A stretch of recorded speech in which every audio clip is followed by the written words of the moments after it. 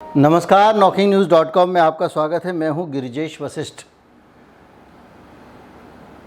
एक ज़बरदस्त खबर आई है, एक दिल दहला देने वाली एक रिपोर्ट आई है और वो रिपोर्ट आप सुनेंगे, देखेंगे तो आपको दुनिया में इंसानियत के ऊपर आपका भरोसा और कम हो जाएगा। आपको समझ में आएगा कि सरकार कितनी बुरी चीज़ होती है और किस तरह से सरकारें हमको और आपको, नागरिकों को कुछ भी नहीं समझती, इंसान भी नहीं समझती हैं। मामला चीन का है और जो ताज़ा रिपोर्ट आई है वो बता रही है कि चीन के अंदर जो लोग हैं उनके, जिंदा लोगों के काट के दिल निकाल लिए जाते हैं हार्ट ट्रांसप्लांट करने के लिए। ये इस रिपोर्ट में कहा गया है। रिपोर्ट क्या कहती है, इस रिपोर्ट पे कितना भरोसा करना चाहिए, इस रिपोर्ट में जो जो बताया गया है वो कितना दिल दहला देने वाला है और ये किसके निकालते हैं अंग, कैसे निकालते हैं, किस आधार पर निकलते हैं, इसके बारे में मैं आपको बताऊंगा। कोशिश करूंगा वीडियो आपका दिल दहला देने वाला ना हो, सामान्य रहे, फिर भी दिल थाम कर बैठिएगा।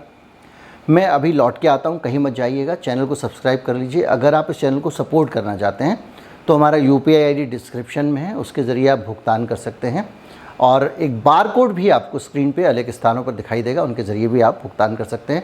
मैं अभी हाजिर हुआ।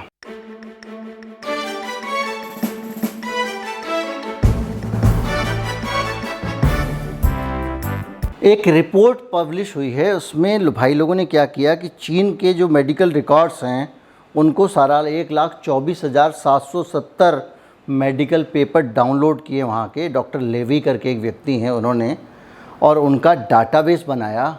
और ये जो पेपर्स थे ये 1980 से लेकर 2015 के बीच के पेपर थे और इन पेपर्स को डाउनलोड करके इसके अंदर से इन्होंने 2,838 पेपर जो हैं उनको कंडक्ट किया, उनको एविडेंस लिया और उन्होंने उसके अंदर जो problematic declaration of brain death during organ procurement, यानी जो ब्रेन डेड हुई और जिनके अंदर से अंग निकाले गए, ऐसे 2,838 केसेस इन्होंने निकाले, जिसके अंदर से 71 केसेस इस रिपोर्ट्स के अंदर से ऐसे निकाले गए जिसमें ये कहा जा रहा है कि इस मामले में जो ब्रेन डेथ है वो डिक्लेयर नहीं की गई होगी और ये 71 मामले हैं जो निकाले गए हैं। 1,24,770 के केसेस में से निकाल के साल के अंदर से इन रिसर्चर्स ने 71 मामले निकाले हैं। रिसर्चर ऑस्ट्रेलिया के हैं, PhD स्कॉलर हैं मैथ्यू रॉबर्टसन और डॉक्टर जैकब लेवी। इन लोगों ने एक इज़राइल, ये लेवी साहब जो हैं ये इज़राइल के हार्ट ट्रांसप्लांट के सर्जन हैं, इन्होंने इसमें हिस्सा लिया और इनका कहना, ये जो निचोड़ निकल रहा है वो निचोड़ ये निकल रहा है कि ये मानवता का बहुत बड़ा खतरा है कि इन्होंने लोगों के मरने से पहले, ब्रेन डेड डिक्लेयर होने से पहले ही उनके ऑर्गन निकाल लिए। ये रिपोर्ट कहती है कि जिन लोगों के ऑर्गन्स निकाले, जिन लोगों का दिल काट कर निकाल लिया गया दूसरों को ट्रांसप्लांट करने के लिए, वो लोग प्रिजनर्स थे, कैदी थे। कुछ सिविल हॉस्पिटल्स में भी हुआ और कुछ जो जेल हैं उनके कैदियों के साथ भी ये हुआ। और इन रिसर्च करने वालों का कहना ये है कि जो कैदी हैं उन कैदियों का जो एग्जीक्यूशन होता है, यानी जिनको मृत्युदंड दिया जाता है, उनके मृत्युदंड की प्रक्रिया में डॉक्टरों को शामिल नहीं करना चाहिए, क्योंकि डॉक्टरों को शामिल इसलिए किया जाता है कि वो उनके अंग वंग निकाल सकें। ये रिपोर्ट कह रही है और ये कह रही है ये बहुत एथिकल है और लोगों की ब्रेन डेड होना ज़रूरी है, उसके बगैर किसी आदमी के अंग नहीं निकाले जा सकते। और ये अपने आप में बहुत भयावह है कि आप सोचिए। और वो ये भी क्लेम कर रहे हैं कि इस मामले में ज़्यादातर जिन लोगों के ऑर्गन्स निकाले गए वो राजनीतिक विरोधी थे, वो दूसरे वर्ग के लोग थे, वो गरीब लोग थे और उसमें बहुत सारी ऐसी बातें कही हैं जिससे हमारे देश का भी माहौल ख़राब हो, तो उसका कोई मतलब नहीं है जिसका मैं जिक्र करूं। लेकिन ये उत्पीड़न की कहानी भी है और जो मोटा मोटा इस रिपोर्ट का निचोड़ निकल के आता है वो ये निकल के आता है कि चीनी लोग जो हैं उन्होंने 80 से 2015 के बीच में बहुत सारे लोगों के बहुत सारे लोग क्या जो भी संख्या मैंने आपको बताई 71-72 लोग, उन लोगों को ब्रेन डेड प्रॉपर डिक्लेयर करने से पहले उनके ऑर्गन्स निकाले हैं।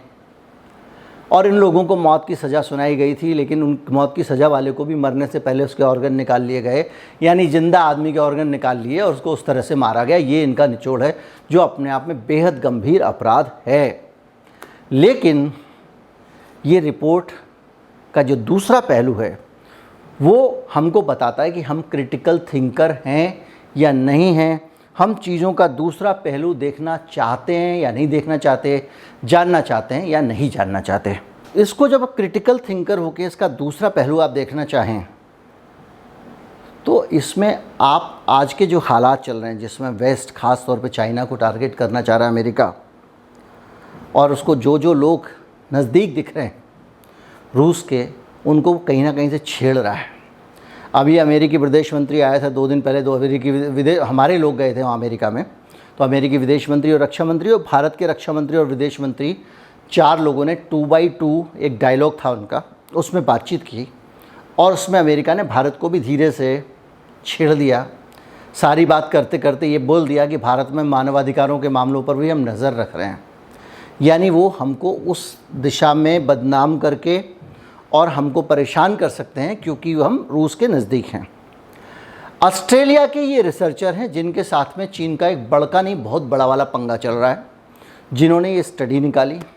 इजराइल के डॉक्टर साहब हैं और इस स्टडी को अमेरिका ने पब्लिश किया, अमेरिका में पब्लिश किया गया। तो ये जितने भी लोग हैं ये वेस्ट के लोग हैं और इन लोगों का जो नज़रिया हो सकता है वो वेस्ट का हो सकता है।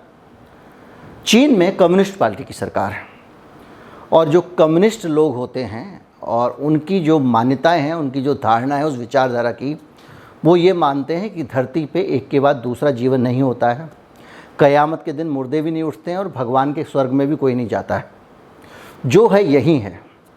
तो ज़्यादातर आपने देखा होगा ज्योति बसु समेत जितने बड़े बड़े कम्युनिस्ट नेता हुए हैं, हरकिशन सिंह, सुरजीत, ये लोग अपने शरीर को दान कर देते हैं मेडिकल कॉलेज को कि हमारे बाद में हमारा शरीर कहीं ना कहीं किसी न किसी के काम आए। एक चीज़, दूसरी चीज़, हमारे शरीर अगर किसी के काम ना भी आए तो कम से कम डॉक्टर सीख लेंगे जिससे दूसरे लोगों का भला होगा। तो ये आम तौर पे कम्युनिस्ट पार्टियों की एक परंपरा है और ये परंपरा चीन में भी चलती थी और वहाँ पे आम तौर पे लोग अपना देहदान कर देते हैं और उसके बाद में वो शरीर के अंग और दूसरी चीज़ें काम आ जाती हैं।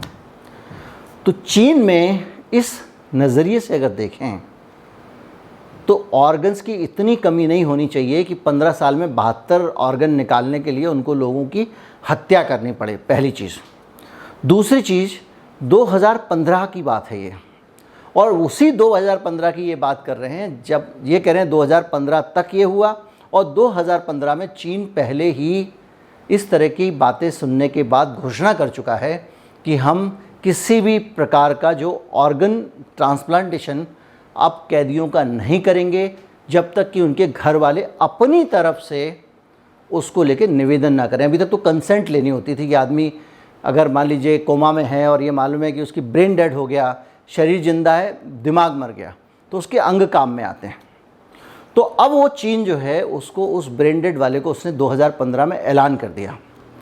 जो बीमारी 2015 से थी, जो कमी थी, रही होगी, मैं इससे इनकार नहीं कर रहा हूँ, और अगर ये रिपोर्ट आ रही है तो झूठ थोड़ी आ रही होगी।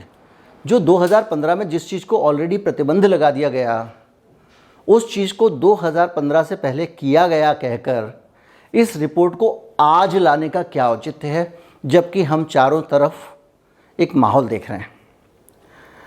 आज इस रिपोर्ट को लाके आपको क्या हासिल होगा? आप आज इस रिपोर्ट को लाके यही तो करोगे चीन करता था, लेकिन चीन तो ये करना बंद कर चुका। उसके बाद में चीन ने ऐलान कर दिया। उसके ऐलान करने के बाद का कोई अगर केस हो तो समझ में आता है। तो ये क्या हुआ? एक दूसरा पहलू हुआ, एक कंट्राडिक्टरी पहलू हुआ। लेकिन जो हमारा न्यूट्रल व्यू है वो दूसरा है। हम ये मानते हैं, मैं ये मानता हूँ कि किसी भी देश की सरकार को ये अधिकार नहीं है कि वो अपने देश के नागरिकों के शरीर के साथ छेड़छाड़ करे। ये अधिकार उन नागरिकों का है, उनके परिजनों का है। अगर सरकार इस तरह का कोई भी काम करती है, भले ही 72 केस ना एक केस रहा हो, लाखों में 72 को आप नगण्य मानते होंगे, मैं नहीं मानता हूँ। एक केस भी अगर रहा है, एक आदमी के साथ भी आपने ये किया कि उसके आपने ऑर्गन्स निकाल लिए, तो ये अपने आप में गंभीर अपराध है। और सरकार को ये अधिकार कौन दे रहा है कि वो लोगों के ऑर्गन निकाल ले? फिर मैं उसी तर्क पे आऊँगा कि व्यापक समाज, बृहद समाज, आम लोगों के लाभ के नाम पे, आम लोगों की भलाई के नाम पे सरकार आम लोगों की आज़ादी को काटती है। और इस मामले में आम लोगों के जीवन जीने के अधिकार को भी चीन की सरकार ने छीन लिया। और ये बहुत गंभीर मसला है। ये गंभीर मसला इसलिए नहीं कि ये 2015 से पहले हो गया। हो सकता है कि आप चीन को दोष मुक्त कर दें कि भाई उसने 2015 के बाद तो किया नहीं, जब उसने बंद कर दिया उससे पहले की बात करने का क्या मतलब है? एक आदमी पहले चोरी करता था, अब आप कह रहे हो तब चोरी करता, अब वो चोरी करना छोड़ चुका है, उसका जीवन सामान्य हो गया है। लेकिन इसके बावजूद सरकारों की इस हिमाकत के खिलाफ जनजागरण जरूरी है, क्योंकि हम जिस तरह का वातावरण देख रहे हैं, हमारे देश में भी वो परिस्थितियां बन रही हैं कि किसी दिन कोई सरकार ऐसा कानून लेके आ जाए कि आपके तन पर भी सरकार का अधिकार है, तो कोई अचरज नहीं होना चाहिए। इसलिए जागृति होनी चाहिए। और इस आज के वीडियो का इसका मकसद भी यही है कि हम जागरूक रहें अपने अधिकारों के प्रति। जब भी इस तरह की चीज़ें आएँ उनका विरोध करें। उम्मीद करता हूँ वीडियो आपको अच्छा लगा होगा। अच्छा लगा हो तो ज़्यादा से ज़्यादा लोगों तक पहुँचाएँ। चैनल को सब्सक्राइब कर लें। नमस्कार, जय हिंद।